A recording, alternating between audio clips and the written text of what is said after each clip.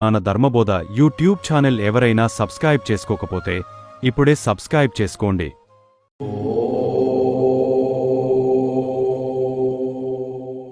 నేను దీన్ని సహజంగా, లోతుగా, కానీ ఒత్తిడి లేకుండా వివరిస్తాను.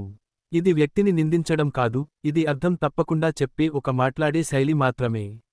మొత్తం అర్థం ఏమిటంటే, ఒక వ్యక్తి ధ్యానం చేస్తూ ఉన్నా, అతనిలోని నిజమైన లక్ష్యాన్ని మరచి, తప్పుదారుల్లోకి లేదా గందగోళంలోకి వెళ్ళిపోతే, దేవుడు దగ్గరికి రాడు అని చెప్పడం ఒక రూపకం.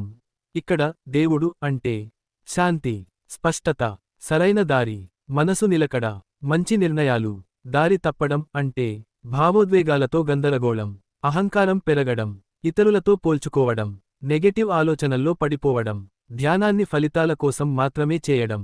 అంటే ధ్యానం సరిగ్గా జరుగుతుందా లేదా అని ఎలా తెలుసుకోవాలి? ధ్యానం సరిగ్గా జరిగితే మనసు నెమ్మదిగా ప్రశాంతం అవుతుంది. చిన్న విషయాలు కూడా కోపం తెప్పించవు. ఏమి చేయాలో స్పష్టంగా అర్థం అవుతుంది. లోపల ఓ స్థిరత, స్థైర్యం వస్తుంది. ధ్యానంలో దారి తప్పితే బలవంతంగా కాన్సంట్రేట్ చేయాలి అనిపిస్తుంది. ఎందుకు ఫలితం రాలేదని అసహనం, ఇతరులు శాంతి పడ్డారు, నేను ఎందుకు కాదు అన్న పోలిక. ధ్యానం కూడా స్ట్రెస్లా అనిపిస్తుంది. ఇవి వచ్చాయి అంటే మనసు ధ్యానం కంటే, ధ్యానం నుండి ఫలితం ఆశించే దిశలోకి వెళ్ళిపోయింది. అది అంటే దారి తప్పడం. అప్పుడు దేవుడు దగ్గరకు రాడు అన్నమాట అర్థమేంటి? ఇది శాస్త్రీయంగా కాదు, తత్వశాస్త్రం, యోగ శైలిలో చెప్పే మాట. దేవుడు దగ్గరకు రాడు అంటే నీ మనసు ఇంకా ప్రశాంత స్థితిలోకి చేరలేదు.